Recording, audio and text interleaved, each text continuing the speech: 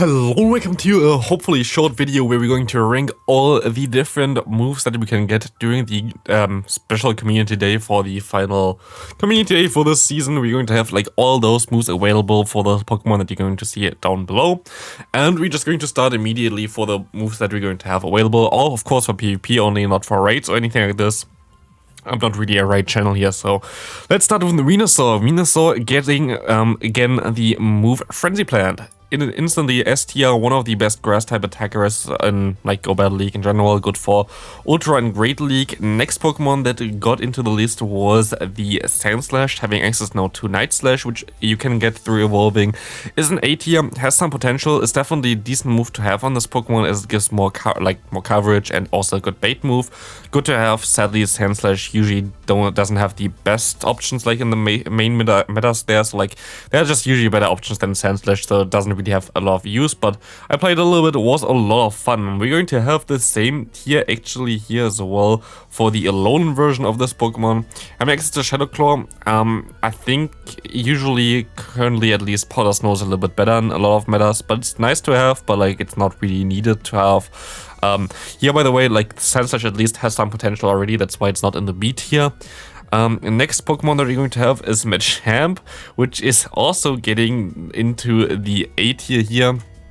Payback, it's most likely a little bit higher on the A tier. I don't really want to have like rankings inside of tiers, but yeah, Machamp having Payback there is a cool coverage move. Sometimes can throw people off guard, is a cool move. Machamp itself is very decent, so it's not really anything to waste, but it's kind of nice.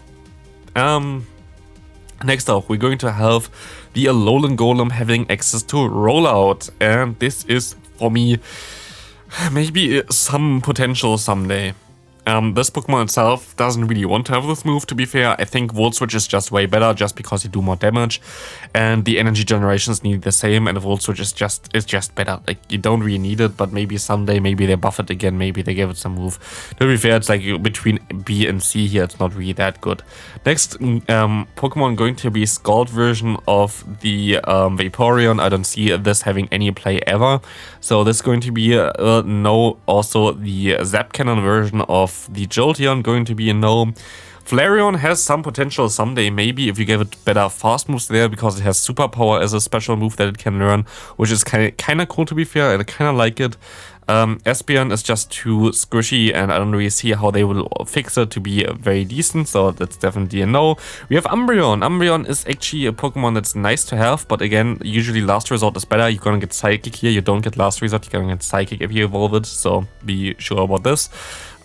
Interesting, like definitely nice to have, especially for like if you play Sylph or if you have like some restricted metas. Sometimes Psychic is really good, but it's not really something that you really need. Next up is something that I think has some potential someday, is Bullet Seed version of the Leafeon. Has already access to Leaf Blade, just needs a better coverage move, has pretty decent stats already, but like, it just doesn't have a coverage move other than I think the, what's it called, Last Resort, so it doesn't really help it either there. So it doesn't really help it at all. We're going to have a Water Pulse on Glaceon. Water Pulse is a horrible move, please no.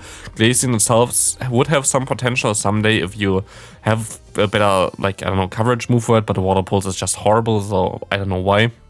And something that I would say is a must-have is the Psyshock version of Sylveon. Psyshock actually helps it a lot, giving it access to a very fast-ish charge move that it can learn, and also beats poison types with it, which is kind of cool, which is like one of the main issues for fairy types, so definitely something cool. Next up, we're going to have Dragonite. While this Pokemon is very, very useful, it's not really useful with its Community Day move, which is Draco Meteor. You'd never really want to use it. Like, please never use Draco Meteor. Like, sometimes you can nuke stuff and it's funny, but like, it's not really decent in Go Battle League, so I wouldn't say no. Next up, we're going to have the Jumpluff now, which has access to the move Acrobatics. In my opinion, instant S tier. One of the best Pokemon now, as it's got Fairy Wind, which generates energy the same as Mudshot. Very, very good to get shields because you only have nuke moves with it. Very cool Pokemon, very bulky as well, especially as a Shadow version. Next on, instant S tier again. Swampert definitely has to be here. Swampert, Hydro Cannon, most likely the best Community Day Pokemon in Go Battle League in general. Good in every league, to be fair, so very decent. Next thing is nice to have, in my opinion, is Altaria. You can put it to like must have or nice to have. The thing is, it learns Moonblast. You usually don't really use Moonblast too often. It is the best secondary charge move for it. But like if you don't have it, it's also not the biggest issue. But like if you can get it, I would get it. But like if you don't have it right now either, or if you don't have anything to evolve, it's also not the biggest issue either, to be fair. Like you don't use the secondary charge move a lot of times for Altaria anyway, and Dragon Pulse plus Dazzling Gleam are kind of fine. Next up, we're going to have Walrein getting the moves Icicle Spear and Powder Snow. Actually, I would say it's still a must-have. Not so much for Great League, but so much for Ultra League. For Ultra League, it seems to be one of the best Pokemon to use there still, even though, like, of course, the nerf we had for Icicle Spear. But I think it's still a must-have, while it's a little bit lower on the tier list right now. It's definitely cool. We're going to have next up the Staraptor. This is going to be an instant Just No. It learns Gust as a Community Day move, and as Wing Attack got boosted, like Gust has literally zero play. Like you will never really want to use Gust at all, either Quick Attack or Wing Attack. Gust just doesn't generate the energy fast enough. The damage is not really helping it either, so just a no. We have Luxray next. Luxray is a nice to have Pokemon. Has some potential in a few cups already. It's pretty highly ranked usually, but only because on PvPoke, like, they bait a lot and they get the baits done, and then they hit like a Royal Charge on a defense drop Pokemon, which doesn't happen in the reality usually, but still very cool Pokemon. Definitely nice to have Psychic Fangs on this Pokemon. Next one, we're going to have the Roserade, which has, for whatever reason, a shiny symbol on there. I have literally no idea why. We're going to have Weather Ball and the Bullet Seed. There's a fast move. Bullet Seed can be pretty cool, but a lot of times they're actually going to run the Poison Jab instead. I would say it's actually like more like A tier-ish. Like it's cool to have Roserade itself. I haven't really seen a lot of metas where this Pokemon can shine, but it's still a cool Pokemon, and with Poison Jab plus Weather Ball Fire, it's really cool. Bullet Seed sometimes is also nice, so like getting two of them is kind of nice. You don't have to build them immediately. Next up, we're going to have Garchomp with Earth Power. This is a clear S tier for me. I still have some with Earthquake still, but the Earth Power, just you get there faster. I think you get there one turn faster, or like one fast move faster, and it's just worth it, to be fair. Like I would definitely recommend you to get this one. Next up, we're going to have a Shadow Ball version of Dusknoir. Doesn't even have potential in my opinion. I think it's just straight down there. It's just a worse version of Kofic Regus. Like I wouldn't even bother with this Pokemon. Try to get a Kofic Regus. I mean, it was spawning like a lot during the Halloween event recently. This thing itself is just sadly so bad.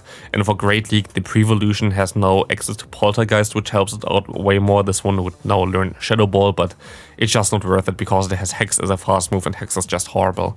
So it's not really worth it here. Next one, we're going to have Superior with the move Frenzy Plant.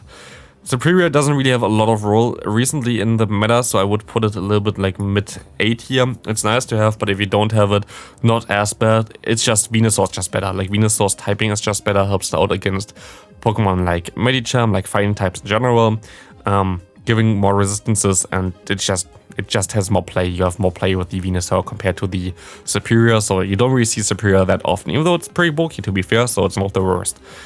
Emboar, maybe someday it has some potential if it gets a move update. I think there are some fighting type moves that it could learn, but right now the best fast move it learns is Ember, I think. So this thing itself, it just needs either Incinerate or Counter or whatever to be good.